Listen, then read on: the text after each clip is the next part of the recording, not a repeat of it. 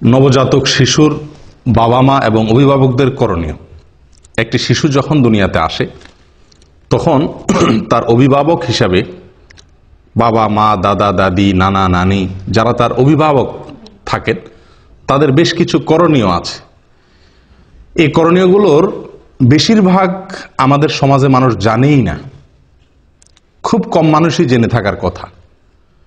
আমরা আজকের আলোচনা ইনশাআল্লাহ 13টি করণীয়র কথা উল্লেখ করব কোরআন এবং সুন্নাহর আলোকে। এই 13টি করণীয়র আমার মনে হয় যে 10টি করণীয় সম্পর্কে আমাদের সমাজের বেশিরভাগ লোক জানেই না, ধারণাই নেই করবে কি। তো বিষয়টি এজন্য খুবই গুরুত্বপূর্ণ। আবার একটি শিশুর জন্মের পরে এমন কিছু কাজ আমরা করি যেগুলো আসলে কোরআন হাদিস আমাদেরকে করতে বলে নাই, বরং কোরআন হাদিসের দৃষ্টিতে কোনোটি নিষিদ্ধ, সেরকম অনেক কাজ আমরা করি। আবার যেগুলো করা দরকার তার অনেক কাজ আমাদের ছুটে যায়। সবাই আমরা অভিভাবক, কেউ হয়তো সন্তানের বাপ, আর না হলে সন্তানের বাপ হব ইনশাআল্লাহ। আর অনেকে তো বাপ হয়ে এখন দাদা হওয়ার উপক্রম, নানা হওয়ার উপক্রম, ঠিক কিনা? তো সন্তানের অভিভাবকত্ব থেকে আমরা কেউই কি নই, খালি না। সবাই কোনো না কোনোভাবে কোনো না কোনো শিশুর অভিভাবকত্ব করছি বা করার স্কোপ বা সুযোগ আমাদের আসবে। অতএব একজন অনাগত শিশু এখনো আসে না দুনিয়াতে, আসবে। তার আসার পর আমাদের করণীয়গুলো কি কি, সুন্নাহ ভিত্তিক আমলগুলো কি কি, সেগুলো জানা থাকা খুবই গুরুত্বপূর্ণ। আল্লাহ তাআলা আমাদের সকলকে জানা এবং আমলের তৌফিক দান করেন। প্রিয় ভাইরা, আমরা বিভিন্ন কোরআন এবং হাদিস ঘেটে মোটামুটি 13টি আমল বের করেছি যে একটি শিশুর জন্মের পর এই 13টি করণীয় একজন অভিভাবকের জন্য, একজন বাবার জন্য, একজন দাদার জন্য, একজন নানার জন্য, একজন মায়ের জন্য এই কাজগুলো করা উচিত। তার ভিতরে সর্বপ্রথম যে কাজটি সেটি হলো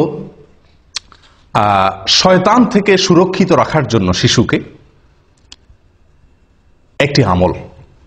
আমরা সবাই জানি বনি আদমের সবচেয়ে বড় শত্রুকে, সবচেয়ে বড় শত্রু শয়তান। যার সঙ্গে আমাদের শত্রুতা শুরু হয়েছে সেই জান্নাত থেকে বের হওয়ার ঘটনাকে কেন্দ্র করে, তখন থেকে সে ঘোষণা দিয়ে আমাদের সঙ্গে শত্রুতা শুরু করছে।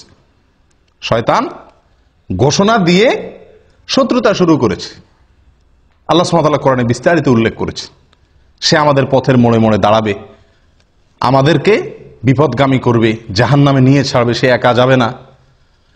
এই যে তার চ্যালেঞ্জগুলো যেগুলো কোরআনে উল্লেখিত হয়েছে, সেই চ্যালেঞ্জের কারণে একজন মানুষের সবচেয়ে বড় শত্রু শয়তান, এবং সেই হলো আসল শত্রু, সেই হলো চিরশত্রু। কোনো মানুষের কি হতে পারে না, চিরশত্রু হতে পারে না। মানুষের চিরশত্রু কে হবে? একমাত্র শয়তান। অতএব একজন সচেতন, দায়িত্ববান, সন্তানের হিতাকাঙ্ক্ষী অভিভাবকের প্রথম করণীয় হলো আমার শিশুটি, আমার সন্তানটি, আমার নাতি নাতনি, তারা যেন দুনিয়াতে আসার পরে এই দুনিয়াতে তাদের সবচাইতে বড় শত্রুর শত্রুতা থেকে নিরাপদে থাকতে পারে। এই ব্যবস্থা গ্রহণ করা একজন অভিভাবকের সবচাইতে বড় দায়িত্ব। কথা বুঝে আসছে? তো সেই জন্য নবী সাল্লাল্লাহু আলাইহি ওয়াসাল্লাম আমাদেরকে একটা আমল শিক্ষা দিয়েছেন। এটি হলো সন্তান জন্মের আগে একটা আমল, পরে আরেকটা আমল। এই দুইটাই হলো সুরক্ষার জন্য। আমি বলি টিকা, বিভিন্ন রোগ যাতে না হয় আগে থেকে নিরাপত্তার জন্য টিকা নেওয়ার ব্যবস্থা আছে না? তো এই দুইটা আমলকে আমি বলি টিকার মতো। আগে থেকেই রোগ প্রতিরোধ ব্যবস্থা, শয়তানের আক্রমণ থেকে প্রতিরক্ষার জন্য শিশুর দুটি ব্যবস্থা কোরআন এবং সুন্নাহ আমাদেরকে বাতলে দিয়েছে।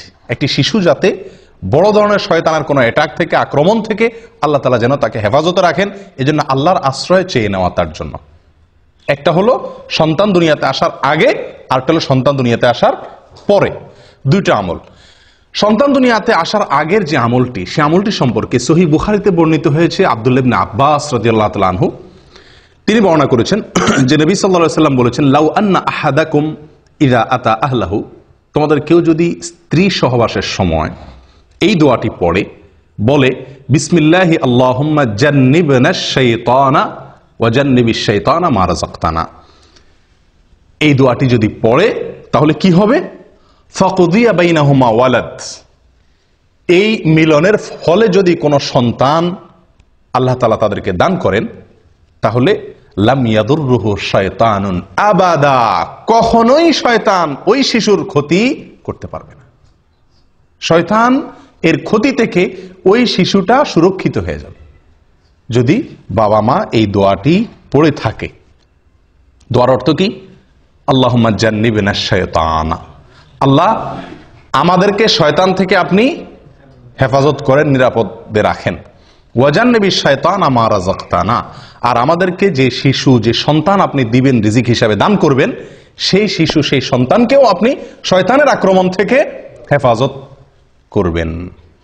এই দোয়া যদি কেউ পড়ে, তো আল্লাহ সুবহানাহু ওয়া তাআলা ওই সন্তানকে আজীবন কখনোই শয়তানের বড় কোনো আক্রমণ, বড় ধরনের কোনো ক্ষতি, তাকে মুরতাদ বানায় দেওয়া, অমানুষ করে দেওয়া, একেবারে বিপদগামী করে দেওয়া, এরকম বড় দায় কোনো ক্ষতি তার করবে না ইনশাআল্লাহ। প্রিয় ভাইরা, একটি আমল আমরা পেয়ে গেলাম। সন্তান দুনিয়াতে আসার আগেই বাবা মা যদি এই আমলটি করে, তাহলে তার সন্তানের জীবনের বিরাট বড় একটি সুরক্ষা হয়ে গেল, একটা প্রতিরক্ষা ব্যবস্থা হয়ে গেল। আমল নাম্বার 2, সন্তান জন্মগ্রহণের পরে বাবা মা যেই সন্তানের কাছে থাকবে অথবা দূরে, কাছে হলে বেশি ভালো, কাছে থাকবে বা দূরে, বাবা হোক মা হোক যে কেউ এই আমলটি করবে, আর সবাই মিলে করলে তো সবচেয়ে ভালো। আমলটি হলো, এটাও আল্লাহর আশ্রয় প্রার্থনা। আপনি কোন দিন সন্তান আল্লাহ তাআলা কবুল করছেন, কোন দিন দোয়া পড়ছেন না পড়ছেন খোঁজ খবর নাই, মুজদিস নাই হয়তো, তো আল্লাহ তাআলা দ্বিতীয় ব্যবস্থা রাখছেন। প্রথম টিকা যদি মিস হয়ে যায়, তো দ্বিতীয় টিকা আপনি ধরবেন। সেটা হলো সন্তানের জন্মের পরে আপনি আল্লাহর কাছে আশ্রয় চেয়ে নেবেন, ওই একই আশ্রয়, শয়তানের আক্রমণ থেকে। এক্ষেত্রে 2টি বর্ণনা আমরা পাচ্ছি। এক হলো আল্লাহ সুবহানাহু ওয়া তাআলা সূরা আলে ইমরানের ভিতরে ইমরানের স্ত্রীর ঘটনা বর্ণনা করেছেন। ইমরানের স্ত্রীকে ঈসা আলাইহিস সালামের নানী, মারিয়াম এর মা। যখন মারিয়াম তার গর্ভে এসেছিল, তখন তিনি আল্লাহর কাছে ফরিয়াদ করেছিলেন। কি ফরিয়াদ? তিনি বলেছেন, ওয়া ইন্নী সাম্মাইতুহা মারিয়াম ওয়া ইন্নী উঈযুহা বিকা ওয়া যুররিয়াতাহা মিনাশ শাইতানির রাজীম। আল্লাহর কাছে দোয়াটা পছন্দ হয়েছে। সন্তান ভূমিষ্ঠ হওয়ার পরে মারিয়াম এর মা, মারিয়ামের মা দোয়া করেছেন। মারিয়ামের মা দোয়া করেছেন। ইমরানের স্ত্রী, সূরা আলে ইমরান যে কোরআনে বর্ণিত হয়েছে না, এই ইমরানের স্ত্রী ঈসা আলাইহিস সালামের নানী, তিনি দোয়া করেছেন, আল্লাহ যে শিশু আপনি দান করছেন আমাকে, এর নাম আমি মারিয়াম রাখলাম, আর একে আমি আপনার কাছে এর জন্য আশ্রয় চাই। আল্লাহ আপনার আশ্রয় আমি প্রার্থনা করি, আমার এই সন্তানের জন্য আপনি আশ্রয় দিয়েন। কোত্থেকে? শয়তানের শয়তানি থেকে, শয়তানের শয়তানি থেকে আমার এই মেয়েকে এবং এই মেয়ের যত বংশধর আছে আসবে, তাদের সবাইকে আপনি শয়তানের শয়তানি থেকে কি দিয়েন? আশ্রয় দিয়েন। দোয়াটি কি করছেন? মারিয়ামের মা। আপনারা আলহামদুলিল্লাহ সবাই মোটামুটি মক্কা মদিনা গেছেন, তাই না? আমাদের দেশ থেকেও হাজিরা আসলে, এখান থেকেও হাজিরা গেলে মরিয়ম ফুল কিনে, দেখছেন আপনারা? মরিয়ম ফুল কিনে। কেন মরিয়ম ফুল কিনে? আবার ওই কি মরিয়ম খেজুরও একটা আছে সম্ভবত, না? মরিয়ম খেজুর কিনে, মরিয়ম ফুল কিনে। কেন? ওই যে মারিয়াম আলাইহিস সালাম, তার গর্ভে আল্লাহ সুবহানাহু ওয়া তাআলা কুদরতিভাবে যে সন্তান দিয়েছিলেন ঈসা আলাইহিস সালামকে, তার জন্মটা হয়েছে একমাত্র মানে সরাসরি আল্লাহর কুদরতে, তাই না? এবং তার বর্ণনা আল্লাহ কোরআনে উল্লেখ করেছেন। তিনি গাছের সাথে হেলান দিয়ে বসেছিলেন, খেজুর গাছের সাথে। আল্লাহ বলছেন ধাক্কা দিয়েছেন, খেজুর পড়ছে, তিনি সেখান থেকে খাইছেন। আল্লাহ তাআলা খুব সহজে গর্ভ খালাস করে দিয়েছেন। এখন এই ভালো সন্তান বা যাতে ভালোভাবে দুনিয়াতে আসে, সেজন্য মানুষ মরিয়ম ফুল কিনে। সেজন্য মানুষ ওই মরিয়ম খেজুর তালাশ করে, কোত্থেকে সেই মরিয়ম খেজুর, 2000 বছর আগের খেজুর গাছ এখন কোত্থেকে আসবে, কে বা কারা নাম দিছে, আর ধুমছে মানুষ কিনতেছে। হ্যাঁ, মরিয়ম খেজুর ওই গর্ভধারণকারী মায়েদেরকে খাওয়ায়, এই বিশ্বাস রেখা, যেটা খাওয়াইলে কি হবে? সন্তান সহজে খালাস হবে বা বের হবে। আশ্চর্য কথা, যেই আমল কোরআনে বর্ণিত হয়েছে, মারিয়ামের মায়ের যেই দোয়া আল্লাহ পছন্দ করে কোরআনে যুক্ত করে দিয়েছেন, ওই খেজুর, মারিয়ামের খেজুর সংরক্ষিত থাকা সহজ না, কোথাকার কোন মরিয়ম ফুল। কিন্তু আপনার এই যে আমল, এটি তো কোরআনে সংরক্ষণ করা হয়েছে, এটা তো আর ভুল নয়। মারিয়ামের মা যে দোয়া করেছিলেন গর্ভ থেকে সন্তানকে ভূমিষ্ঠ করার পর, সে আমল আমরা জানিও না, করিও না। ওই যেগুলা আপনার মানে কোথাকার কোন কে বা কারা ছড়াই দিছে, সে মরিয়ম খেজুর কিনে কিনে খাওয়াচ্ছি, মরিয়ম ফুল আমরা কিনতেছি। আল্লাহ তাআলা আমাদেরকে হেদায়েত দান করেন। প্রিয় ভাইয়েরা, শিশুর জন্মের পরে একজন অভিভাবকের দ্বিতীয় করণীয় হলো, প্রথম করণীয় আশ্রয় চাইয়ে দোয়া করা, সহবাসের দোয়া পড়া সব সময়। আর দ্বিতীয় করণীয় হলো সন্তান দুনিয়াতে আসার পরে প্রথমেই তাকে আল্লাহর কাছে কি করে দেওয়া, সমর্পণ করে দেওয়া, সুপর্দ করে দেওয়া, যে আল্লাহ এই যে আসলো, এই যে আপনার বান্দা দুনিয়াতে আসছে, কঠিন চ্যালেঞ্জ তার সামনে, কঠিন চ্যালেঞ্জ। যে পৃথিবী, বিশেষ করে আজকে যে সমাজ ব্যবস্থা, যে পরিবেশ, এই সবগুলোকে ডিঙ্গিয়ে জান্নাতে যাওয়া খুব সহজ কাজ নয় আল্লাহ, বড় কঠিন। চতুর্দিকে কাঁটা আর কাঁটা, হারামের কাঁটা, শিরকের কাঁটা, নাফরমানের কাঁটা, বেদাতের কাঁটা, ফাসিকি কাজের কাঁটা বোঝায় চতুর্দিকে। আল্লাহ, এই শিশুকে আপনি যদি আশ্রয় না দেন, শয়তানের শয়তানি থেকে সে বাঁচতে পারবে। একজন দায়িত্বশীল অভিভাবকের এই জন্য দ্বিতীয় করণীয় হলো এই দোয়াটি পাঠ করা, শয়তানের আশ্রয় থেকে প্রার্থনা করে মারিয়ামের মা যেরকম দোয়া করছেন সেরকম দোয়া করা। নিজের ভাষায় করা যেতে পারে, আল্লাহ আপনি এই শিশুকে আপনি শয়তানের আক্রমণ থেকে, শয়তান যেন তাকে বিপদগামী করতে না পারে, তার ক্ষতি করতে না পারে, তাকে যেন পথ থেকে সরাই দিতে না পারে সিরাতে মুস্তাকিম থেকে। আল্লাহ, জীবনের প্রথমেই আপনার কাছে আমি এই ভিক্ষা চেয়ে নিচ্ছি, এই প্রার্থনা করে চেয়ে নিচ্ছি। কয়জন করছি আমরা আমলটা? হয়তো শুনছিও প্রথম, ঠিক না? আচ্ছা, এই গেল তো মারিয়ামের মায়ের আমল। কোরআনে আল্লাহ যেটা উল্লেখ করেছেন, তিনি দোয়া করেছেন আল্লাহর কাছে যে আল্লাহ আমি এই শিশুকে আপনার কাছে এবং তার যত বংশধর আসবে তাদের সবাই যেহেতু আমাদেরই বংশধর হবে, তো তাদের সবাইকে আপনি শয়তানের আক্রমণ থেকে হেফাজত করিয়েন। আল্লাহ সুবহানাহু ওয়া তাআলা রক্ষা করছেন। আল্লাহ তাআলা কি করছেন? রক্ষা করছেন। সুবহানাল্লাহ। মারিয়ামের সন্তান ঈসা, এদেরকে আল্লাহ তাআলা কি করছেন? শয়তানের আক্রমণ থেকে রক্ষা করেছেন। কোরআনে তার উল্লেখও আছে, কোরআন এবং সুন্নাতে তার উল্লেখও আছে। শয়তান যে কোনো শিশুর মৃত্যুর পরে একটা অ্যাটাক করে, জন্মের পরে একটা আক্রমণ করে। আল্লাহ সুবহানাহু ওয়া তাআলা সেখান থেকে হেফাজতে রাখেন। বিস্তারিত অনেক আলোচনা এখানে আছে, সেদিকে যাচ্ছি না। এই আমলটার দ্বিতীয় সূত্র নেন নবী সাল্লাল্লাহু আলাইহি সাল্লামের আমল থেকে। এটিও সহিহ বুখারীতে বর্ণিত আছে এবং আব্দুল্লাহ ইবনে আব্বাস রাদিয়াল্লাহু আনহু বর্ণনা করেছেন। নবী সাল্লাল্লাহু আলাইহি সাল্লাম যখন হাসান এবং হোসেন রাদিয়াল্লাহু তাআলা আনহুমার জন্ম হয়েছিল, তার নাতি হাসান এবং হোসেন রাদিয়াল্লাহু তাআলা আনহুমার জন্ম হয়েছিল, তখন তিনি একটা দোয়া পড়ছেন। কি দোয়া পড়ছেন? জন্মের পরে বলতে একেবারে জন্মের পরপরই করছেন এমনটা হাদিস থেকে পরিষ্কার বোঝা যায় না অবশ্য। তাদের জন্য তিনি আশ্রয় প্রার্থনা করতেন, দোয়া করতেন। বুঝা যাচ্ছে কথা? কিরকম দোয়া করতেন? দোয়া করতেন এই, উআইযুকুমা বিকালিমাতিল্লাহি তাম্মাহ মিন কুল্লি শাইতানিন ওয়া হাম্মাহ ওয়া মিন কুল্লি আইনিন লাম্মাহ। উআইযুকুমা বিকালিমাতিল্লাহি তাম্মাহ মিন কুল্লি শাইতানিন ওয়া হাম্মাহ ওয়া মিন কুল্লি আইনিন লাম্মাহ। হুবহু এটা পড়া কোনো জরুরি না, উনি দুইজনের জন্য দোয়া করছেন, এই জন্য ওয়াইযুকুমা বলেছেন। এটা জন্মের পরপরই করতে হবে, এটা জরুরি না। বাকি জন্মের পরে যে কোনো সময় শিশুর জন্য এই দোয়াটি করা অভিভাবকের। দোয়াটির অর্থ হলো এই, আমি হে শিশু তোমাকে আল্লাহর আশ্রয় চাই, অথবা হে আল্লাহ আমি আশ্রয় চাই এই শিশুর জন্য আমি আপনার আশ্রয় চাই দুটি বিষয় থেকে। এক হলো শয়তানের আক্রমণ থেকে, যেটা মারিয়ামের মা দোয়া করছিলেন। আরেকটা নবী সাল্লাল্লাহু আলাইহি ওয়াসাল্লাম যোগ করছেন, সেটা কি? বদনজর থেকে।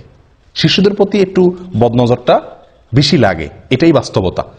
তো নবী সাল্লাল্লাহু আলাইহি ওয়াসাল্লাম তার নাতি হাসান হোসেনের জন্য দোয়া চেয়ে নিয়েছিলেন, যেন আল্লাহ তাআলা তাদেরকে শয়তান থেকে কি করেন? হেফাজতে রাখেন এবং বদনজর থেকে হেফাজতে রাখেন। তাহলে আমরা দ্বিতীয় আমল পেয়ে গেলাম তো আলহামদুলিল্লাহ, যে সন্তানের জন্মগ্রহণের পরে সুবিধা মতো আল্লাহর কাছে কি চেয়ে নিব?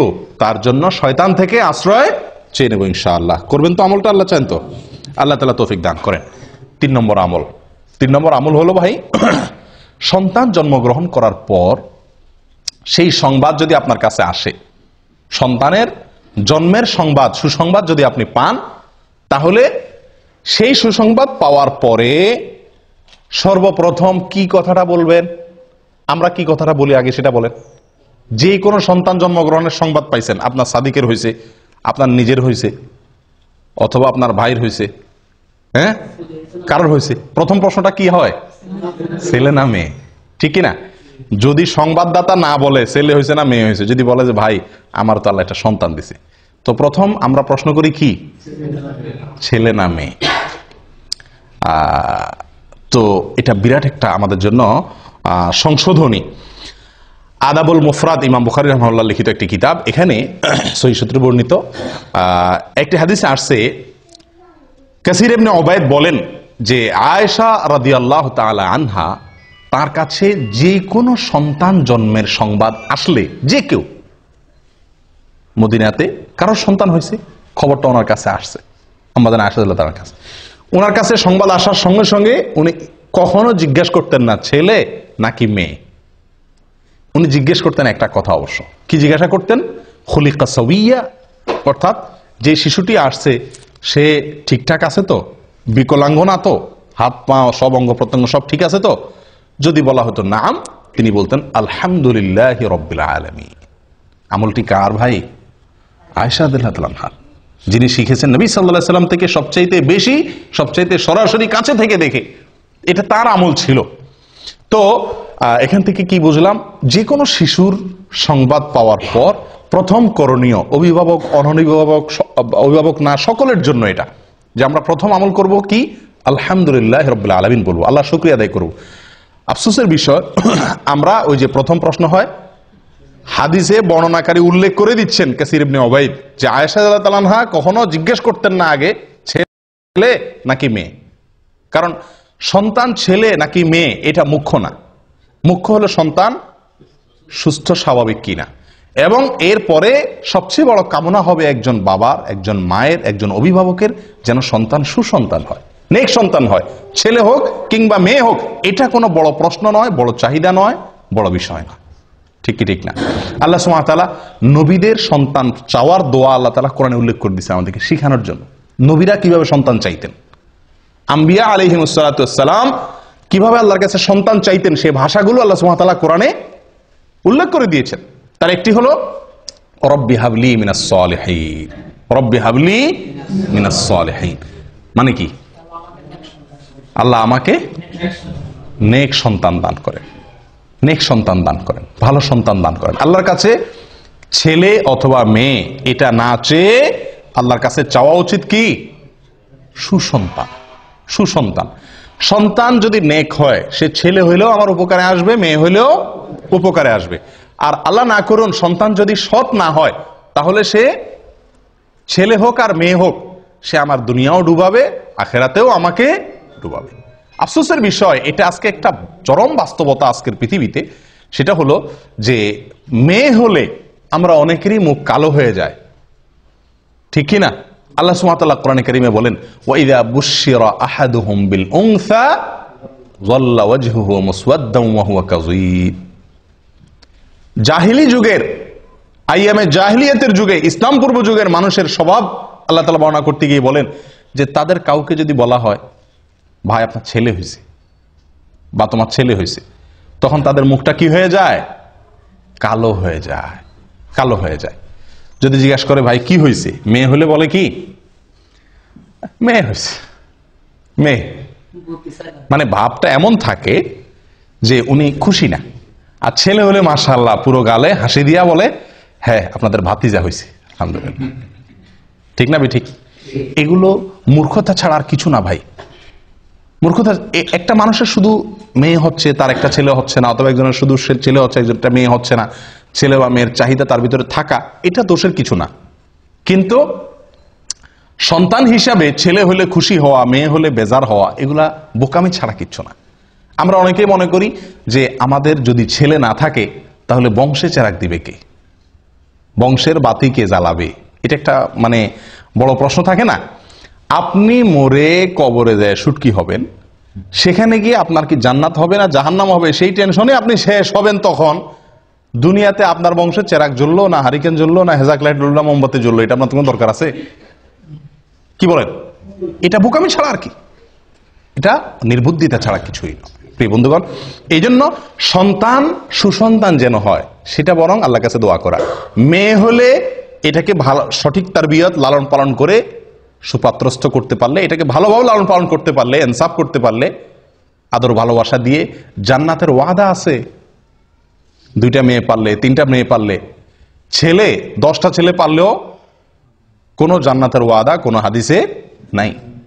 নবী সাল্লাল্লাহু আলাইহি সাল্লাম, আমাদের নবী সাল্লাল্লাহু আলাইহি সাল্লামের 4টা মেয়েকে আল্লাহ তাআলা জীবিত রাখছেন। ছেলে দিছেন যেগুলা সব ছোটবেলায় শেষ নিয়ে গেছেন, বাঁচায় রাখছেন শুধু মেয়েগুলাকে। উনি নিজে মেয়েদের বাপ।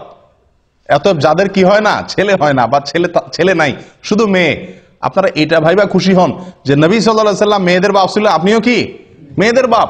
কোন কোন সালাফ বলেছেন আল আম্বিয়াউ আবুল বানাত, বেশিরভাগ নবীদেরকে আল্লাহ তাআলা ছেলের চাইতে মেয়ে বেশি দিয়েছেন। আর অভিজ্ঞতাও বলে এ যুগে ছেলেদের চাইতে মেয়েরা বাবা মারে কষ্ট কম দেয়।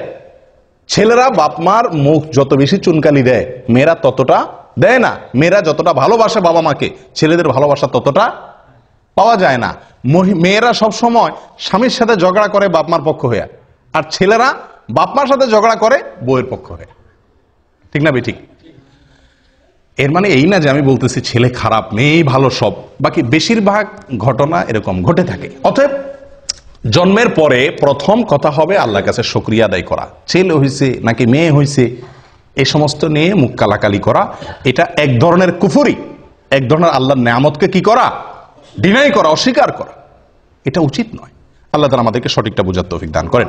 তাহলে 3 নম্বর আমল হলো সন্তান জন্মের সংবাদ শোনার পরে, এটা শুধু অভিভাবকের জন্য না, সকলের জন্য প্রথম কাজ হলো কি করা, শোনার পরে আল্লাহর শুকর আদায় করা। আলহামদুলিল্লাহ রাব্বিল আলামিন বা আলহামদুলিল্লাহ।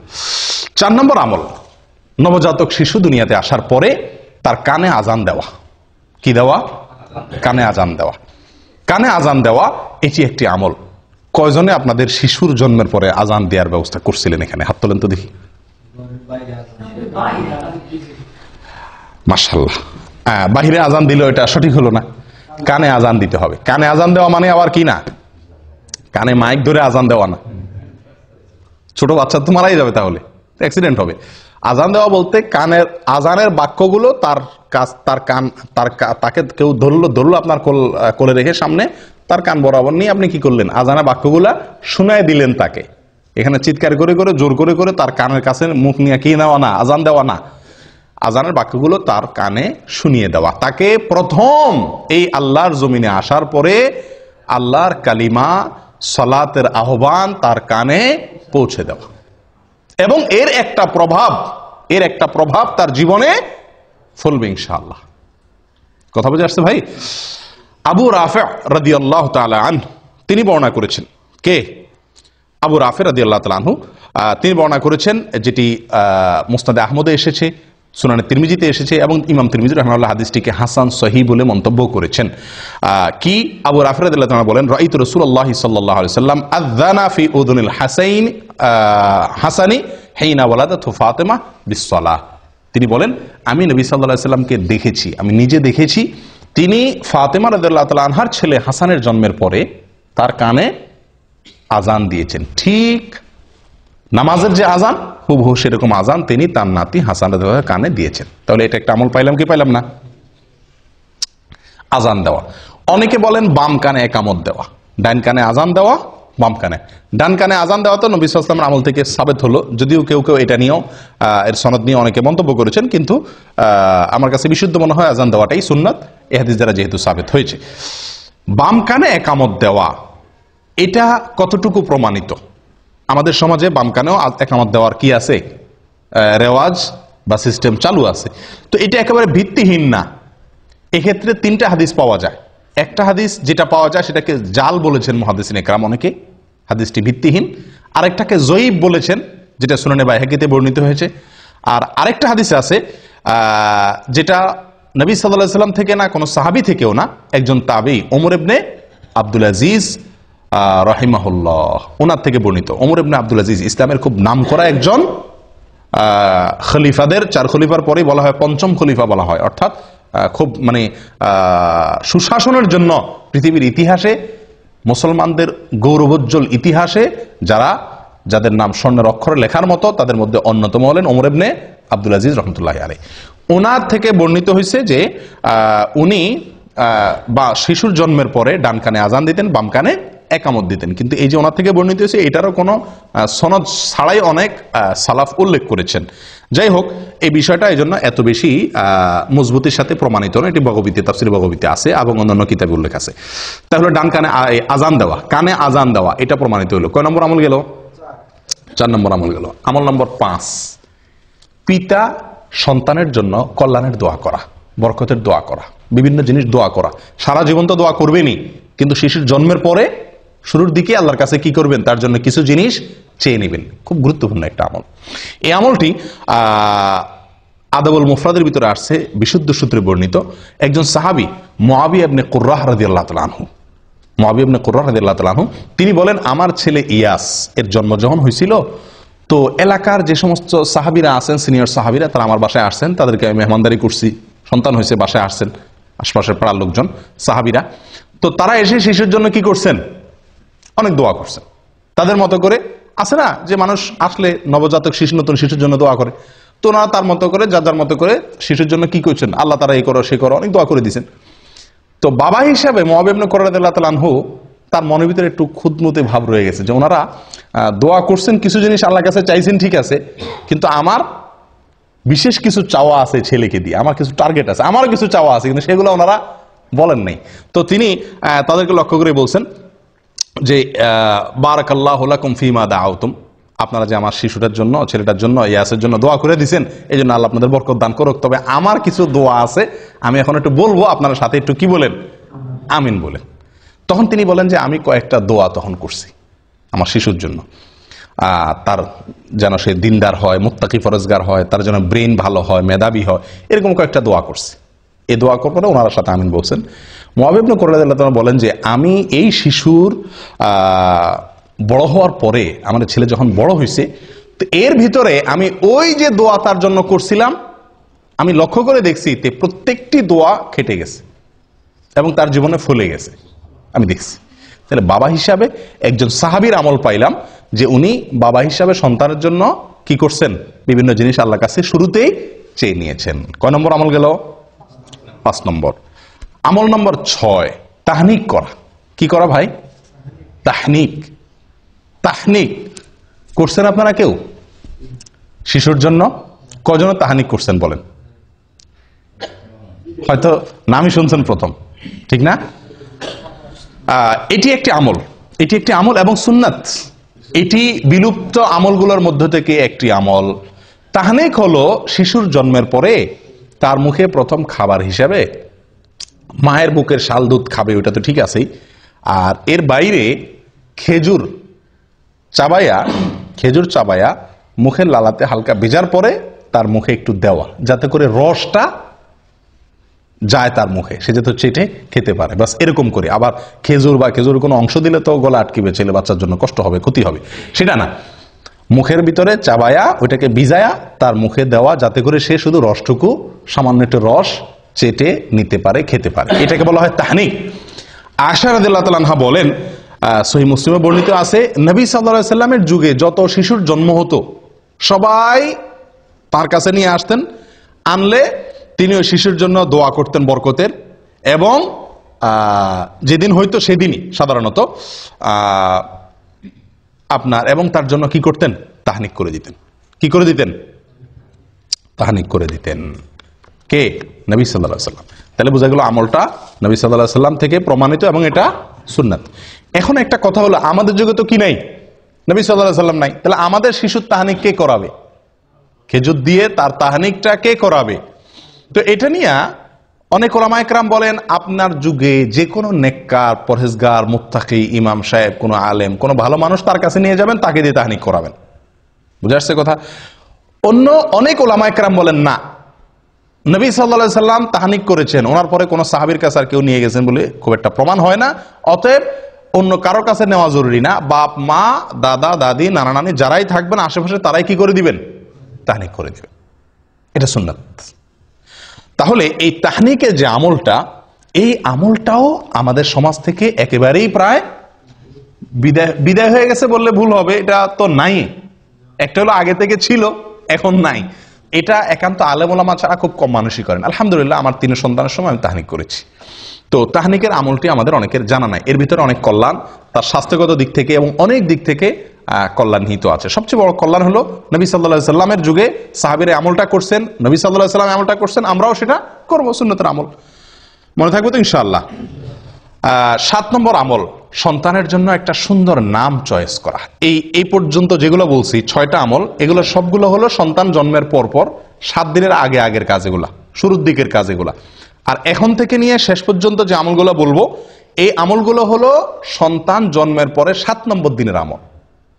এই 7 নম্বর দিনের আমলের ভিতরে 1 নম্বর আমল এবং সিরিয়ালের 7 নম্বর আমল হলো সুন্দর একটা নাম রাখা। কি রাখা ভাই? সুন্দর একটা নাম রাখা। এবং এই সম্পর্কে আবু মুসা আশআরী রাদিয়াল্লাহু তাআলা আনহুর এক হাদিসে বর্ণিত হয়েছে, তিনি বলেন, উলিদ আলী গুলাম, আমার একটা শিশু হয়েছিল, একবার ছেলে হয়েছিল।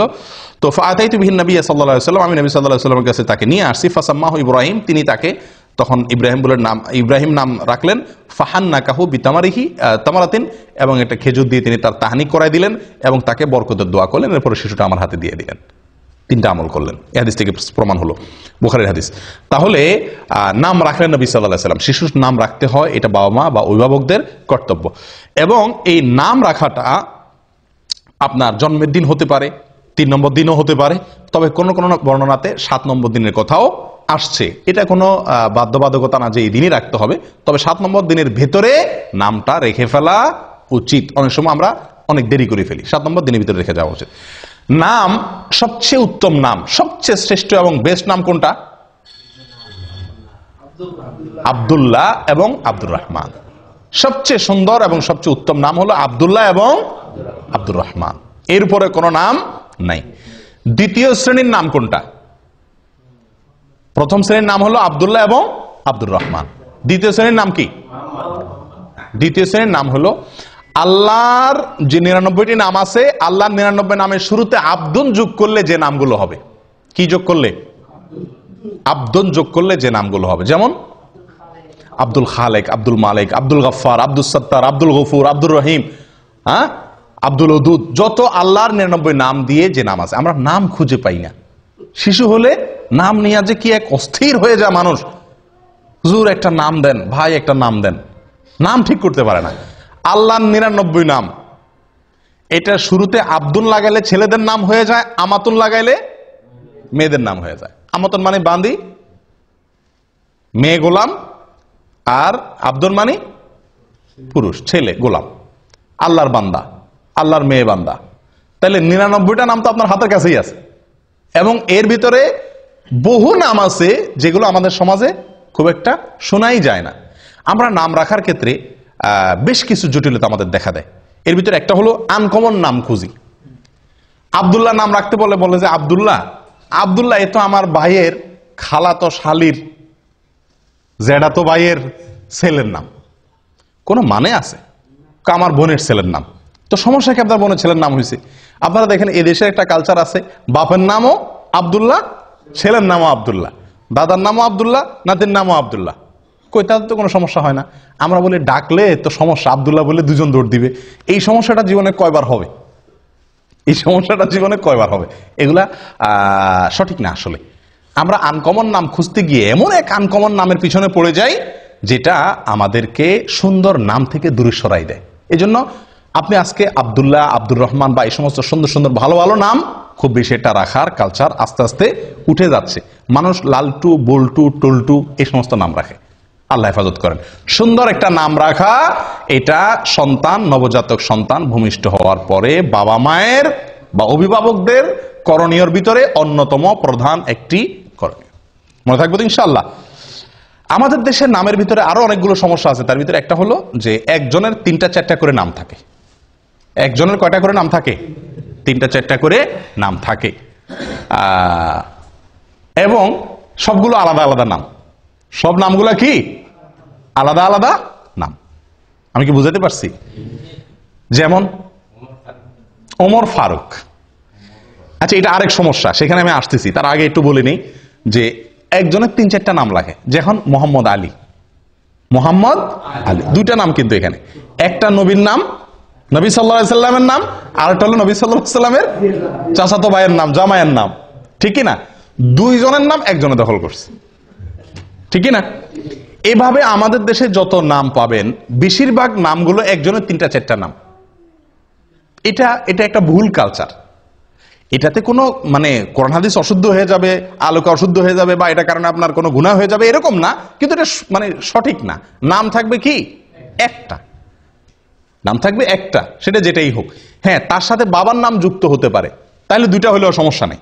দাদার নাম যুক্ত হয়ে 3টা হলেও কি নাই, দোষের কিছু নেই। কিন্তু আপনার একারই নাম কি 3টা। এখন তার নাম হলো মোহাম্মদ আলী, তার বাবার নাম হলো আব্দুল গফুর, তাহলে মোহাম্মদ আলী, আব্দুল গফুর, দাদার নাম আরেকটা লোগান, তাহলে 4টা-5টা নাম হয়ে গেল, 3 জনের মিলায় 4-5টা নাম। আর ভাগ্য ভালো, হের বাপের নাম আব্দুল গফুর, হের বাপের নাম যদি হয়তো কি শরবত আলী, তাহলে তার মধ্যে তো আরো 2টা নাম হইতো, ঠিকই না? তো এগুলো মানে এক ধরনের ভুল। নাম যে কোনো একটা নাম রাখা উচিত। এক্ষেত্রে একটা কালচার আমাদের সমাজে যেভাবেই হোক ঢুকে গেছে শিয়াদের প্রভাবের কারণে। এককালে হয়তো আমাদের দেশের নামগুলো রাখার ক্ষেত্রে শিয়াদের একটা ভূমিকা ছিল, তাদের কাছ থেকে হয়তো দিন শিখছে, আফগান থেকে বা মোগল আমলে শিয়াদের একটা প্রভাব ছিল। আমাদের দেশে বেশিরভাগ নামের সঙ্গে আপনার নামের শেষে আপনারা দেখবেন হয় আলী, নয় হাসান, নয় হোসেন। খেয়াল করছেন আপনারা? এখানে যদি এখন যাচাই করি আমরা, তো আমার মনে হয় শতকরা 30 জন মানুষের নামের শেষে হয় হাসান আছে, নয় হোসেন আছে, আর না হয় আলী আছে, ঠিকই না? ভাই হাসান হোসেন আলী থাকাতে তো সমস্যা নাই। সমস্যা যেখানে সেটা হলো অন্য কোন সাহাবীর নাম তো আর রাখেন না, শুধু এই 3 জনের নাম রাখেন কেন? এটা তো শিয়াদের চিন্তা। শিয়ারা এই 3 জনকে শুধু মুসলমান মনে করে, অন্য সব কাফের সাহাবীদেরকে কি মনে করে? কাফের মনে করে। নাউজুবিল্লাহ। তো আপনি শুধু 3 জনেরটাকে রাখবেন আর কারোরটা রাখবেন না, এটা তো বোঝা যায় যে তাদের যে শত্রুতার কালচার শিয়াদের, সেটা আপনার ভেতরে আছে, আল্লাহ মাফ করে। এটা একটা ভুল।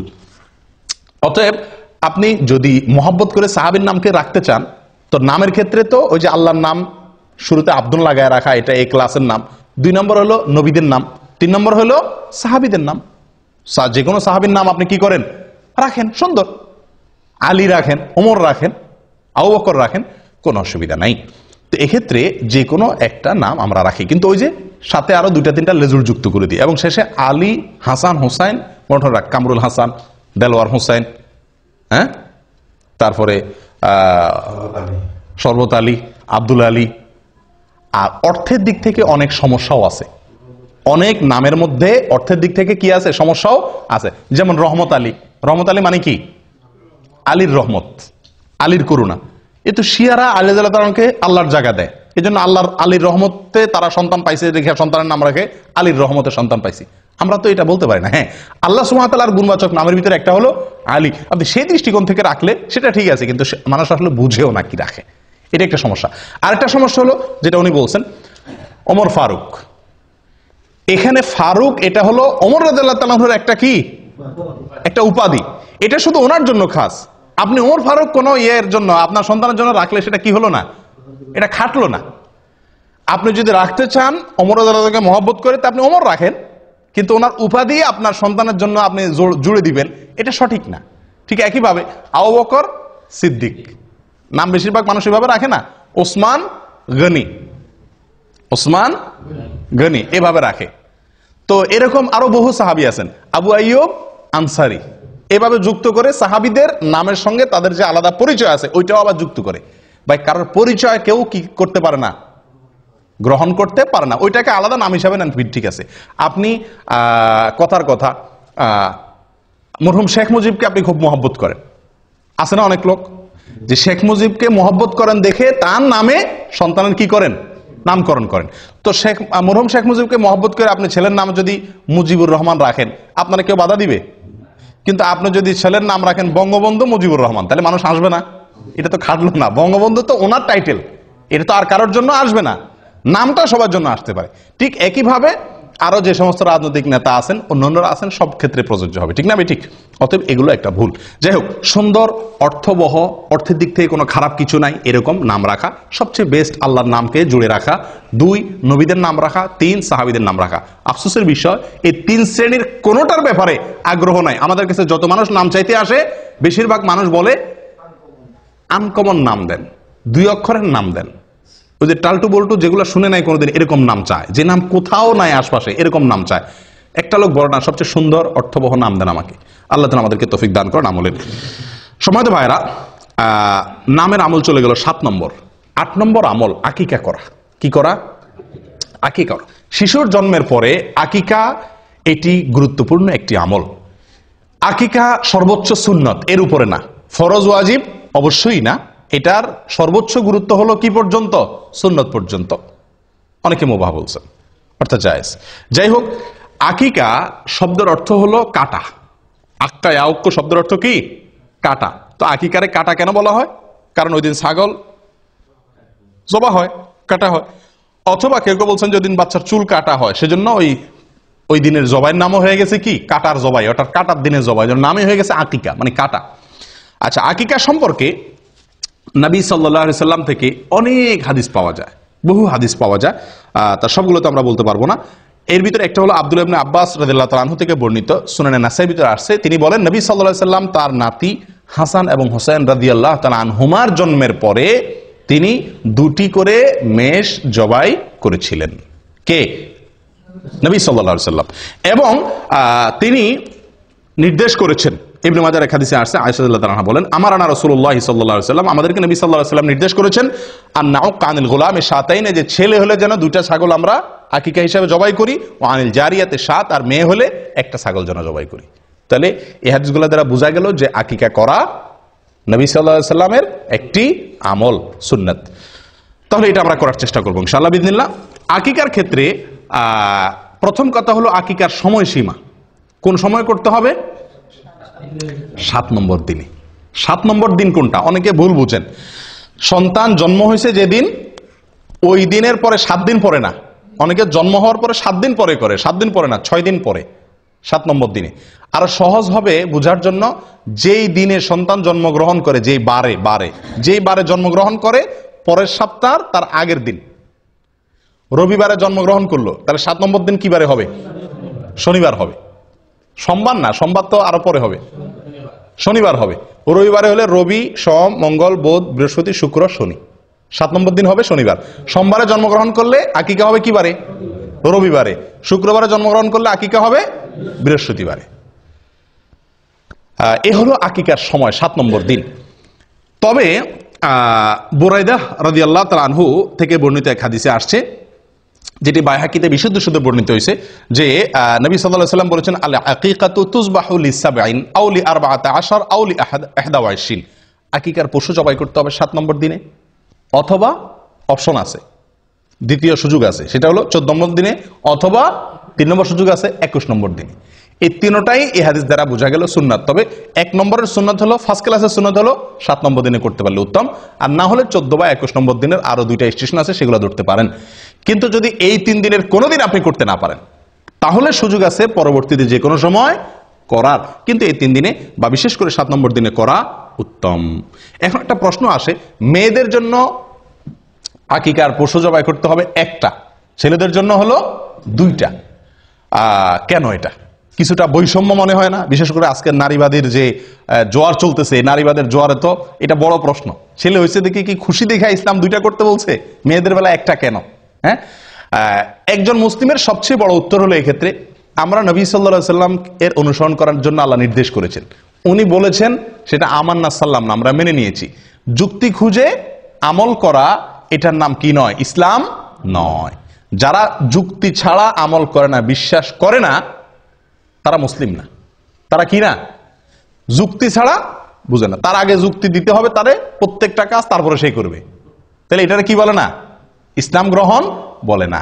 পৃথিবীতে যখন মানুষ জাহান্নামে যাবে, তখন সবাই ইমানদার হয়ে যাবে। জাহান্নামে যাওয়ার আগে কি হয়ে যাবে? ইমানদার হয়ে। একটা মজার কথা আছে, রসিকতা করে, ধাঁধা আর কি, যে কোন বেঈমান জাহান্নামে যাবে না। কোন বেঈমান জাহান্নামে যাবে না মানে কি? কোন কাফের কি যাবে না জাহান্নামে? একটি কাফেরও জাহান্নামে যাবে না মানে কি? কাফের জাহান্নামে যাবে না মানে? তাহলে কে যাবে জাহান্নামে? জান্নাতে ইমানদার জাহান্নামে যাবে। যখন সে জাহান্নামে যাবে, তখন আর কেউ কাফের থাকবে না। থাকবে? সে তো জাহান্নাম দেখার পরে সব কিছু বিশ্বাস করবে না। এই দেখার পরে, বুঝার পরে এখন সে বিশ্বাস করলে এটার মূল্য আর নাই। তো এর মানে হলো যে কাফের জাহান্নামে যাবে না। জাহান্নামে যখন যাবে তখন ঈমান আসবে, কিন্তু সেই ঈমানের ভ্যালিডিটি আল্লাহ সুবহানাহু ওয়া তাআলার কাছে আর নাই বা থাকবে না। যাই হোক, তাহলে যেটা বলছিলাম আকিকার ক্ষেত্রে কেন মেয়েদের ক্ষেত্রে একটা, ওই যে নবী সাল্লাল্লাহু আলাইহি ওয়াসাল্লাম বলছেন সেজন্য, আমার কোনো যুক্তি আর প্রয়োজন নাই। কিন্তু এর বাইরে বহু যুক্তি আছে। দেখুন, ইহুদিরা মদিনাতে, ইহুদিদের বসবাস ছিল, তাদের প্রভাব ছিল মদিনার সমাজে। ইহুদিরা মেয়ে হলে কোনো আকিকাই করতো না। আকিকা এটা আগে থেকে চালু ছিল। তারা ছেলে হলে আকিকা করতো, মেয়ে হলে কোনো আকিকা করতো না। কারণ মেয়ে হলে তো সবাই কি এমনি তাদের মেজাজ গরম, জবাই জীবন্ত কবর দিতে পারলে বাঁচে, আবার আকিকা মেয়ে হলে, যাই হোক এটা মুশরিকদের ভিতরে বেশি ছিল যদিও, কিন্তু ইহুদিরা মেয়ে হলে আকিকা দিত না। নবী সাল্লাল্লাহু আলাইহি ওয়াসাল্লাম একটা দিতে বলেছেন। এর অনেক কারণ আছে, যৌক্তিক কারণ আছে। সবচেয়ে বড় কারণ হলো নবী সাল্লাল্লাহু আলাইহি ওয়াসাল্লামের নির্দেশ। বাস, অনেক উলামা ইকরাম এর একটা কারণ উল্লেখ করেন যে আকিকার ব্যাপারে এক হাদিসে আসছে, আল আকিকাতু আল গুলামু মুরতাহানুন বিআকিকাতিহি, যে কোনো শিশুর জন্মের পরে তার আকিকার বিনিময়ে সে বন্ধক থাকে আল্লাহর কাছে। বন্ধক থাকে। বন্ধক বুঝেন আপনারা? কোন জিনিস কারোর কাছে বন্ধক রাখার মানে কি?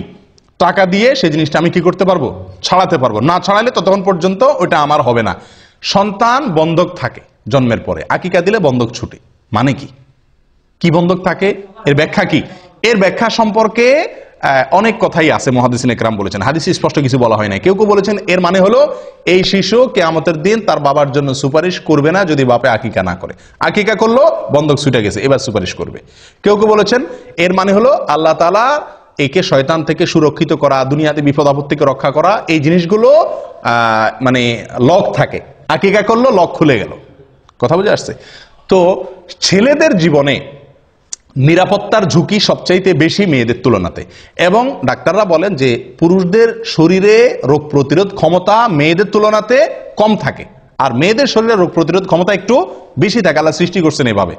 এই জন্য ডোজ, আকিকা যদি আমি ডোজ হিসাবে নেই তার নিরাপত্তার জন্য, তার সুস্থতার জন্য, তাহলে এক্ষেত্রে ছেলের জন্য ডবল ডোজ, কারণ তার শরীরের ভিতর রোগ প্রতিরোধ ক্ষমতা কম।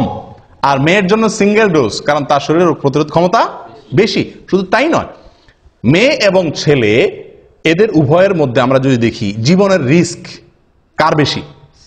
ছেলেদের বেশি। রাস্তায় যাইতে হয়, গাড়িতে যাইতে হয়, অ্যাক্সিডেন্টের সম্ভাবনা থাকে, বিপদ আপদের সম্ভাবনা মেয়েদের থেকে ছেলেদের মধ্যে বেশি থাকে। অ্যাক্সিডেন্টে, একটা অ্যাক্সিডেন্টে যদি 10টা মানুষ মারা যায়, বেশিরভাগ ছেলেই মারা যায়, তাই না? তো তাদের জন্য নিরাপত্তা রক্ষার এই টিকা বা ডোজ ডবল আল্লাহ তাআলা রাখছেন।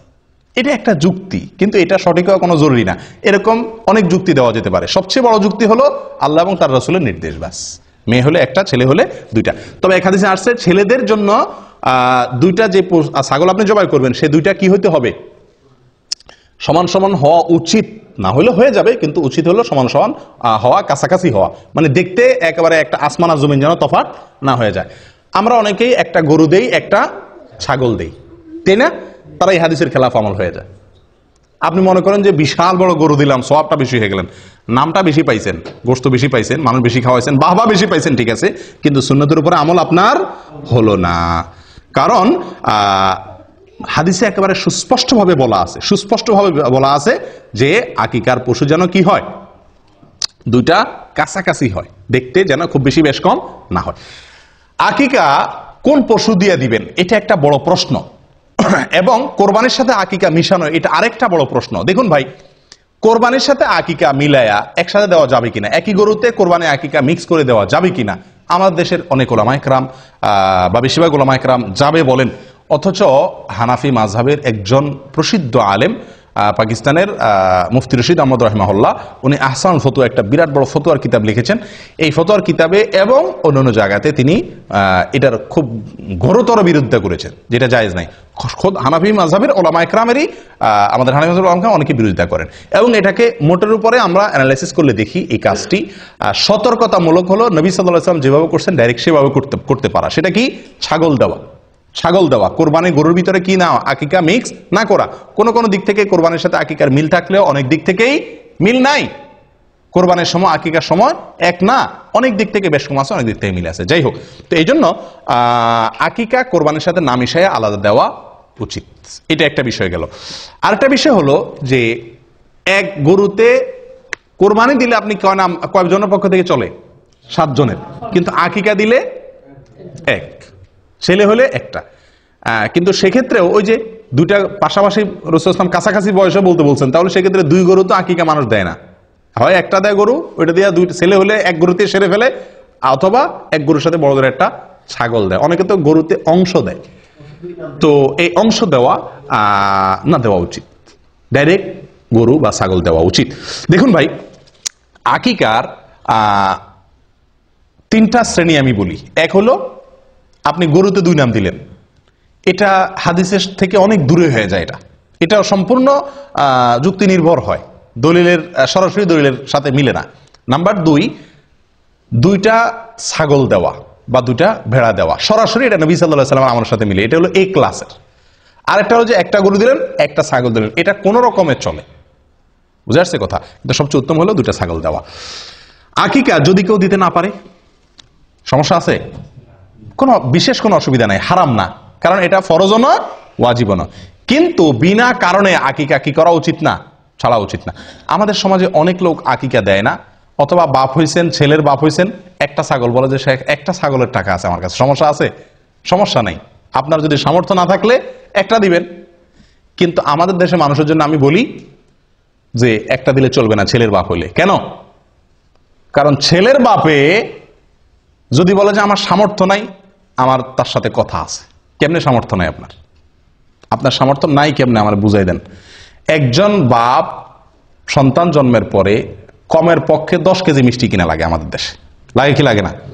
হাসপাতালের ডাক্তার, আয়া, দারোয়ান, বাড়ি, শ্বশুর বাড়ি, বন্ধু বান্ধব, আশপাশের প্রতিবেশী দিতে দিতে মিনিমাম 10 কেজি লাগে, আপনার মিষ্টি লাগে। ঢাকা শহরে যদি আপনি মিষ্টি কিনতে যান 400 টাকা মিষ্টির কেজি। 10 কেজি মিষ্টির দাম কত হয়? 4000 টাকা। 4000 টাকা মোটামুটি একটা ছাগল পাওয়া যাবে কি যাবে না? তো আপনি যদি বলেন যে 1টা ছাগলের টাকা আছে আমার কাছে, আমি বলবো আরেকটা ছাগলের টাকা আমি বাইর করে দিচ্ছি। আপনার মিষ্টি খাওয়াইতে বলছে কি? এটা আরেক ভুল। সন্তান জন্মগ্রহণ করার পরে আমরাও ভুল করি, যারা খাওয়াইয়া পাঠি তারাও ভুল করি, আর যে খাওয়ায় সেও ভুল করে। আমরা সন্তান হইলে বা কিছু হইলে বলি কি ভাই, মিষ্টি খাওয়ান। আশ্চর্য, শরীয়ত আপনারা বলছে গোশত খাওয়ার অধিকার দিচ্ছে, আপনি গোশত না চাইবেন, আপনি চাইবেন লাহাম, আপনি চান মিষ্টি। এটা বোকামি না? আর যে খাওয়ায় সেও ভুল করে, কারণ সে মিষ্টি খাওয়ালে তো আর আকিকা মাফ নাই, এদিকে মিষ্টি কিনে আবার এদিকে আকিকা কিনে, ডবল খরচ না? আপনার কাছে কেউ মিষ্টি চাইলে আপনি তারা হাইকোর্ট দেখাই দেন, বলে দেন যে আকিকার দিন আইসেন। আকিকার দাওয়াতে মানুষ ভয়ে সাধারণত আসতে চায় না, অতএব আপনার মিষ্টির টাকা বেঁচে যাবে। তো যাই হোক, এই মিষ্টি কিনতে গিয়া সুন্নতের উপর আমল করা অনেক সময় কঠিন হয়ে যায়, এটা ঠিক না, এটা একটা ভুল প্রবণতা। আল্লাহ আমাদেরকে সঠিকটা করার তৌফিক দান করেন। প্রিয় ভাইরা, আকিকার পশু আপনি যখন জবাই করবেন, আকিকার পশু জবাই করবেন, তখন কি দোয়া পড়বেন? বিসমিল্লাহি আল্লাহু আকবার, বিসমিল্লাহি আল্লাহু আকবার, আল্লাহুম্মা লাক ওয়া ইলাইক, আল্লাহুম্মা লাক ওয়া ইলাইক, হাযিহি আকিকাতু, এরপরে বাচ্চার নাম বলবেন, হাজি আকিকাতো ফুলান ইবনে ফুলান, হাজি আকিকাতো আব্দুল্লাহ ইবনে অমুক, হাজি আকিকাতো অমুক ইবনে অমুক। বাংলাও বলতে পারেন বিসমিল্লাহ আল্লাহু আকবার, আল্লাহ এটা আপনার উদ্দেশ্যে করছি, আপনার জন্য, এবং আপনার দিকে এটা প্রত্যাবর্তিত, এই পশু যেটা জবাই করতেছি, এবং এই পশুটা আমার অমুক ছেলের অমুকের ছেলে অমুকের পক্ষ থেকে এটা কি দিলাম, আকিকা করলাম। দোয়া না পড়লো আকিকা হয়ে যাবে, কিন্তু পড়া সুন্নাত। এটা নবী সাল্লাল্লাহু আলাইহি ওয়াসাল্লামের আমল, যেহেতু বাইহাকিতে বর্ণিত হয়েছে, অতএব এটা আমল করা ভালো। আকিকার গোশত বাপ মা খাইতে পারবে কি পারবে না? পারবে। আমাদের দেশে অনেক বাপ মা খায় না, আকিকার গোশত বাপ মা খাইতে পারবে না। বাপ মা তো আরো বেশি করে খাবে, এত কষ্ট করে সন্তান জন্ম দিছে, তোমরা সবাই মিলে খাইবা, বেচারা কষ্ট না করে তোমরা খাইবা, বেচারা এত কষ্ট করে সন্তান জন্ম দিছে, তো আরো বেশি খাবে, ঠিক না? অনেকে খায় না, এটা ভুল প্রবণতা। অনেকের মধ্যে একটা প্রবণতা আছে, খুব বাজে প্রবণতা, এটা খুব কম জায়গায় আছে যদিও, জাহিলি যুগে ছিল, এত মারাত্মক না, জাহিলি যুগের চাইতে আরো বেশি জাহিলি যুগ। সেটা হলো যে আকিকার পশুর রক্ত কোন কোন এলাকাতে শিশুরে খাওয়ায়, বলে যে রোগ বালাই ভালো হবে। মূর্খতা কোথায় চলে গেছে? আল্লাহ সুবহানাহু ওয়া তাআলা কোরআনে স্পষ্ট বলেছেন, হুররিমাত আলাইকুমুল মাইতাতু ওয়াদ দামু, আল্লাহ তাআলা রক্তকে হারাম করেছেন। তাহলে সেখানে শিশুরে আপনি খাওয়াচ্ছেন, এবং রক্তের ভিতরে এই যে প্রবাহমান রক্ত, যেটা রক্ত থেকে বের হয়ে আসে, এটা মানুষের শরীরের জন্য বিষের মতো ক্ষতিকর, ভয়াবহ ক্ষতিকর জিনিস। কেন আল্লাহ তাআলা জবাই করে রক্ত বের করে দিয়ে বলছেন? ডাক্তাররা বলেন, চিকিৎসা বিজ্ঞানীরা বলেন, কারণ কোনো পশু যদি জবাই করা ছাড়া এমনি মাইরা খান আপনি, এই রক্ত এগুলা তো বের হলো না, এই গোশত স্বাস্থ্যের জন্য ভয়াবহ রকমের ক্ষতি করে। এই জন্য তো জবাই নির্দেশ করছে শরীয়ত, যাতে রক্তগুলো বের হয়ে যায়। আর সে রক্ত নিয়ে কারা খাওয়াচ্ছে? শিশুরে খাওয়াচ্ছে। আমি কোরবানির সময় বহু দেখছি যে কোরবানি জবাই করার সময় ওই কাপ নিয়ে এসে ধরে রাখে, রক্ত ধরে নেয়, এবার শিশুরে খাওয়ায়। এই মূর্খতা আমি নিজের চোখে দেখেছি বহুত। আল্লাহ তাআলা আমাদেরকে হেদায়েত দান করেন। জবাই 7 নম্বর দিনে করা সুন্নাত। অনুষ্ঠান বা গোশত খাওয়া আপনি অন্য কোনো দিন করতে পারেন। দেখা যাচ্ছে যে শুক্রবার ছাড়া অনুষ্ঠান করা হয় না, তো অনুষ্ঠানটা আপনি অন্যদিন করেন, কিন্তু জবাইটা কোন দিন করতে হবে? 7 নম্বর দিনে করতে হবে। আকিকার এক জায়গাতে আপনি প্রবাসে আছেন, দেশে বাচ্চা হয়েছে, তো এখানে আপনি কি দিতে পারেন? আকিকা দিতে পারবেন। আবার বাচ্চা হাসপাতালে আছে, 7 নম্বর দিন এসে গেছে, আকিকা আপনি বাসায় দিতে পারেন। বাচ্চা নানা বাড়ি আছে, আকিকা দাদার বাড়ি দিতে পারেন, কোনো অসুবিধা নাই। বাচ্চা কোথাও আছে এটা দেখার দরকার নাই, যে কোনো জায়গায় দিলেই হলো। 2টা ছাগল দিবেন, ছেলে হয়েছে, দেশে একটা দিলেন, এখানে আরেকটা দিলেন, অসুবিধা নেই, চলবে। আমাদেরও খাওয়ার ব্যবস্থা রাখলেন, শুধু দেশেই সব খাওয়াইলেন না।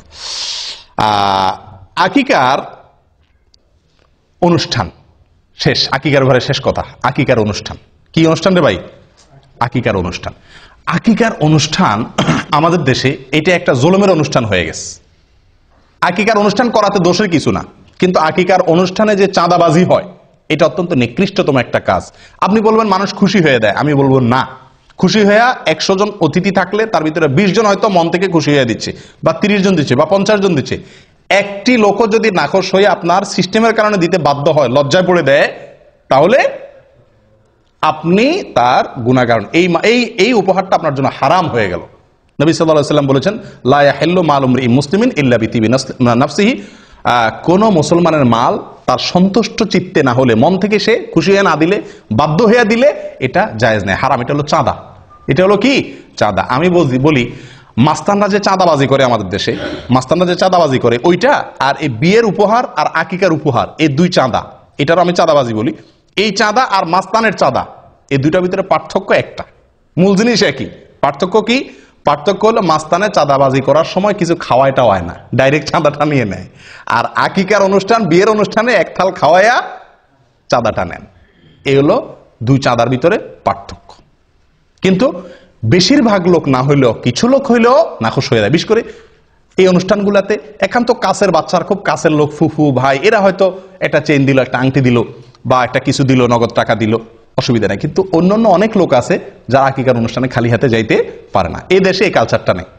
আমাদের মোহাম্মদ আলী গত শুক্রবারে আকিকার এক দাওয়াত পাইছে, তো আমারে বলে শেখ এরাবিয়ানদের দাওয়াত, তো আমারে বলে সে কি নিয়ে যাবো। আমি বললাম যে এখানে তো নেওয়ার সিস্টেম নাই, নিলে তুমি বেকুব হইবা, সবার সামনে শরম পাইতে হবে, কেউ নিবে না, তুমি একলা নিবা। সে আমার কথা শুনে নাই, না শুনে ওই সাবিল থেকে বাচ্চার জন্য গিফট কিনে নিয়ে গেছে। বুদ্ধিমানের কাম করছে, গায়েত রাখছে আগে, নিয়ে আগে বেজ্জত হয় না, যায় দেখে কেউ কিছু আনে নাই, তখন সে একলা নিলে বেকুব হবে না, আর আনে নাই। তো এই দেশে এই সিস্টেমটা নেই। দাওয়াত দিচ্ছেন, খেয়ে চলে যাবে। আপনি দাওয়াত দিয়া টেবিল আর চেয়ার নিয়ে বসা, আমি বলি আকিকা বিয়ের অনুষ্ঠানে যে গেটে টেবিল চেয়ার নিয়ে বসে না, এটা এক তো মাস্তানের চাঁদাবাজির সাথে মিল আছে, আর হলো ভিক্ষুকের ভিক্ষার সাথে মিল আছে। পার্থক্য হলে এতটুকু, ভিক্ষুকে ভাঙা থাল নিয়ে ভিক্ষা করে, আর আপনি টেবিল আর চেয়ার নিয়ে ভিক্ষা করেন। এই হলো পার্থক্য। ভিক্ষুক ভিক্ষার সময় ভাঙা থাল নিয়ে বসে, আপনি টেবিল আর চেয়ার নিয়ে বসলেন। নিকৃষ্ট একটা কালচার হয়ে গেছে আমাদের দেশে এগুলা, বাধ্য হয়ে মানুষ, এটা সিস্টেম হয়ে গেছে। কেউ যদি বাচ্চাকে খুশি হয়ে কিছু দিতে চায়, ওপেন, আগে পরে কত সময় সে দিতে পারে। এই সময়টাতে আমি গেটে খাতা কলম নিয়ে বসা মানে কি, তুমি না দিয়া ঢুকলে চিহ্নিত হয়ে যাবা, কি দিছো সেটা আবার লেখা হবে। এগুলো একরকম মানুষকে বাধ্যবাধকতায় ফেলে দেওয়া, যেটা উচিত না। আল্লাহ তাআলা মাফ করেন। আকিকার দিনে যে কাজগুলো করা দরকার, বা যে আমলগুলোর কথা আমরা বলছি একজন শিশুর জন্মের পরে, সেগুলো তো আমরা করি না, করি হলো কুকাম। বিশেষ করে ঢাকা শহরে, এখন ঢাকা না সব জায়গাতেই, ম্যাক্সিমাম জায়গাতেই আকিকার যে অনুষ্ঠান করে, আল্লাহ মাফ করুক, রীতিমতো ক্যালকুলেশন করে তো হিসাব বাইর করে, কত খরচ হবে, কত লোক দাওয়াত দেবো, কি গিফট আসতে পারে, কত টাকা আমাদের প্রফিট থাকতে পারে, হিসাব নিকাশ হয়। এটা তো একটা আছেই। আরেকটা অনাচার যেটা বিয়ের ভিতরে হয়, সেটা হলো ব্যান্ড পার্টি এনে, অথবা লম্বা লম্বা বড় বড় ওই যে আপনার সাউন্ড বক্স আনায়া ধুম দাঁড়াক্কা গান চালায় দেয়। আপনারা লক্ষ্য করছেন এটা? কারণ বাচ্চারা আকিকা মানে সেখানে আশপাশে সবার ঘুম হারাম। এটা কি সুন্নতের উপর আমল হলো না তামাশা হলো? এই বাচ্চার উপরে তো আল্লাহর গজব নাজিল হবে রহমতের জায়গায়, যে বাচ্চার আকিকা উপলক্ষে পুরো এলাকা মানুষের ঘুম হারাম। আমি নিজে গতবার ছুটিতে গেছি দেশে, রাত 12টা-1টা বাজে হঠাৎ করে দেখি ধুম ধাড়াকা শুরু হয়ে গেছে। 12টার দিকে গভীর ঘুম ভেঙে গেছে। কি ব্যাপার? বিশাল সাউন্ড দিয়ে গান। আমি নেমে বের হলাম, আমার ওয়াইফ বলে যে যাইও না, এত রাত্রে ঢাকা শহরে মানুষ বাসাতে পারে না। কি বলো, এই এলাকায় কোনো মানুষজন বসবাস করে না নাকি? বাইর হয়ে যায়, দেখি যে আকিকার ধুমধারাক্কা গান চলতেছে। বললাম যে ভাই, মাথার বিবেক কোথায় গেছে? এই শিশুটার জন্ম হয়েছে, তার জন্য সবাই দোয়া করবে। এই যে আমার ঘুমটা ভাঙাই দিলেন, আমি কি দোয়া করবো না বদদোয়া করবো? আমার মধ্যে শত শত লোক বদদোয়া করতেছে শিশুর জন্য, আর আপনি ধুমধারাক্কা গান লাগাই দিচ্ছেন। মূর্খতা কোথায় গিয়ে ঠেকছে? আপনি বিয়ের অনুষ্ঠানে গান বাজাবেন না, নাচবেন, আরো কিছু করবেন, আপনার বাসায় আপনি করেন। আপনি সাউন্ড বক্স দিয়ে পুরো এলাকা মানুষের কষ্ট দিচ্ছেন। শিশুর কষ্ট হচ্ছে, অসুস্থ লোকের কষ্ট হচ্ছে, ঘুমন্ত মানুষের কষ্ট হচ্ছে, অনেকের ডিউটি আছে সকালে, অনেকের পরীক্ষা আছে সকালে, সারা রাত। এবং বিশেষ করে ঢাকা শহরের এই কালচার একেবারে পুরো ঢাকা শহরে আছে। আমরা মূর্খ, এখনো কত লেভেলের নিচু লেভেলের মূর্খ রয়েছি যে রাতভর আমি পুরো এলাকা মানুষকে বাধ্যতামূলক গান শুনাই, কেউ কিছু বলারও অধিকার নাই, সাহস নাই, ক্ষমতা নাই। মূর্খতা কোথায় চলে গেছে? তো আকিকার অনুষ্ঠানকে এটা বেবরকতি করে, কল্যাণ নষ্ট করে এই সমস্ত গান বাজনার কারণে। আল্লাহ হেফাজত করেন। প্রিয় ভাইরা, 9 নম্বর আমল হলো বাচ্চার মাথার চুল কাটা, চাঁচা 7 নম্বর দিনে। এবং চুল চাঁচার পরে আরেকটা আমল আছে, যেটা হয়তো আপনারা অনেকে জীবনে প্রথম শুনছেন। সেটা হলো চুল চাঁচার পরে চুলের ওজন পরিমাণ রূপা আল্লাহ রাস্তা দান করা। চুলের ওজন পরিমাণ রূপা আল্লাহ রাস্তা দান করা। কয়জনে করছেন? হাত তোলেন। 2 জন করছেন, মাশাআল্লাহ। আর কেউ করেননি? আলহামদুলিল্লাহ। আমি 3 সন্তানের সময় করছি। 2 সন্তানের সময় তো দেশে থাকতে আপনার ওই পলিথিনে করে আমি নিয়ে গেছি স্বর্ণের দোকানে।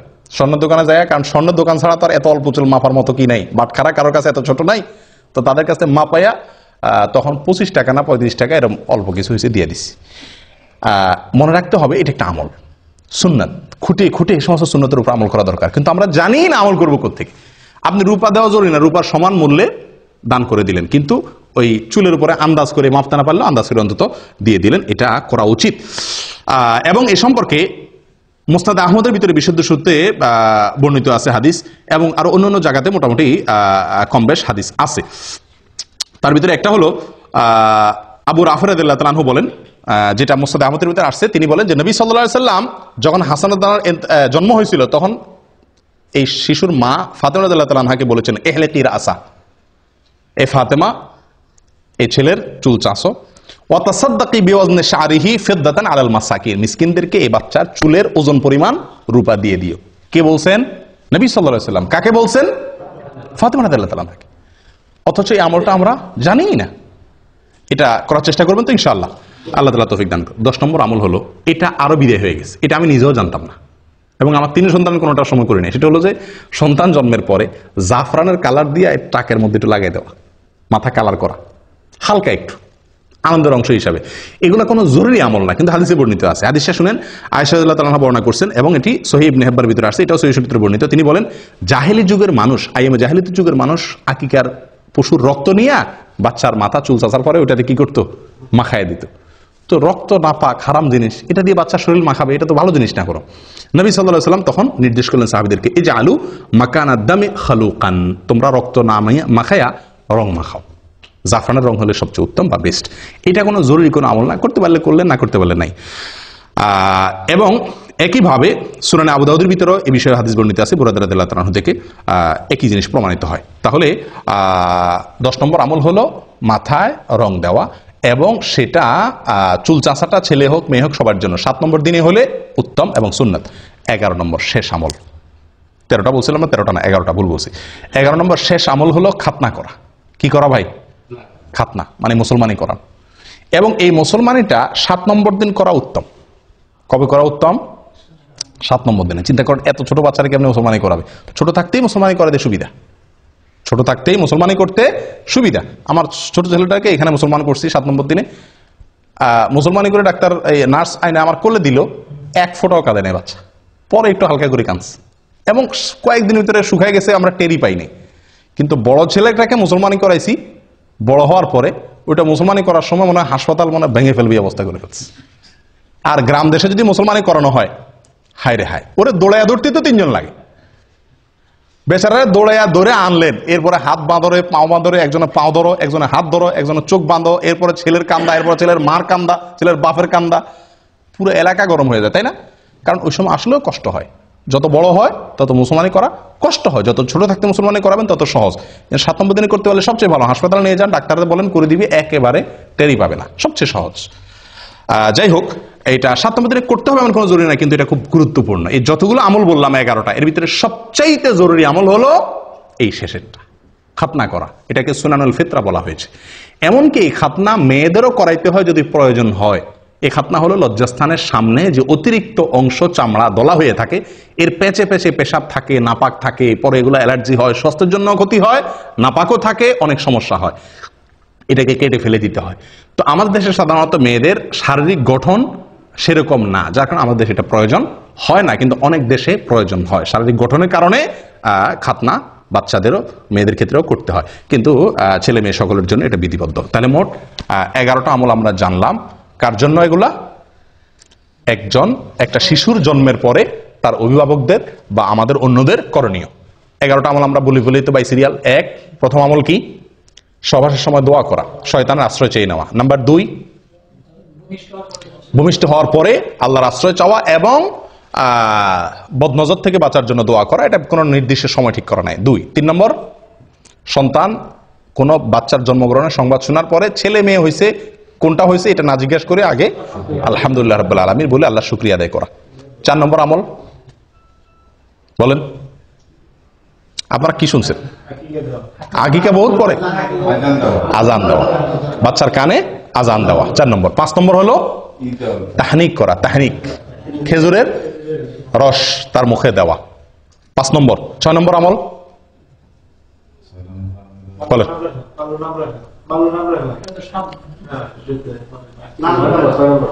6 নম্বর হলো সুন্দর নাম রাখা। নাম রাখার আগে আরেকটা আছে, তাহনিক পর আরেকটা আছে, বলেন। হ্যাঁ, বাবার জন্য দোয়া করা, বাবা শিশুর জন্য কি করা? দোয়া করা, বরকতের কল্যাণে দোয়া করা। কয় নম্বর গেল? 6 নম্বর। 7 নম্বর হলো সুন্দর একটা নাম রাখা, অর্থবহ একটা ভালো নাম রাখা। 8 নম্বর হলো সুন্নত পদ্ধতিতে সঠিকভাবে ভালোভাবে আকিকা করা। আকিকার ক্ষেত্রে একটা মাসালা রয়ে গেছে, বড় হওয়ার পরও কি করা যায়? আকিকা করা যায়। হাসান বসরি রহমতুল্লাহ আলাইহি বলেন, যদি কেউ পুরুষ হয়ে থাকে তার আকিকা যদি করা হয় না এটা জানতে পারে, সেজন্য আকিকা করে। মুহাম্মদ ইবনে সিরিন রহমতুল্লাহ আরেকজন তাহাবী, উনি বলছেন যে যদি আমার আকিকা করা হয় না আমি জানতাম তাহলে আমারটা আমি করতাম। নবী সাল্লাল্লাহু আলাইহি সাল্লাম নিজে নবী হওয়ার পরে ওনার আকিকা তিনি করেছেন। অতএব যদি কারোর আকিকা হয় না এটা শিওর জানতে পারে তাহলে তার নিজের আকিকা সে পরে করতে পারে। তাহলে 8 নম্বর আমল গেল আকিকা। 9 নম্বর চুল চাষা এবং চুলের ওজন পরিমাণ রূপা আল্লাহ সাদান করা, তার সমমূল্য। 10 নম্বর আমল হলো জাফরানে কালি দিয়ে মাখানো। 11 নম্বর আমল হলো খাতনা করা। আল্লাহ তাআলা আমাদের সকলকে এই সবগুলোকে আমল করার তৌফিক দান করেন। জাযাকুমুল্লাহ ওয়া আখিরু দাওয়ানা আনিল হামদুলিল্লাহি রাব্বিল আলামিন।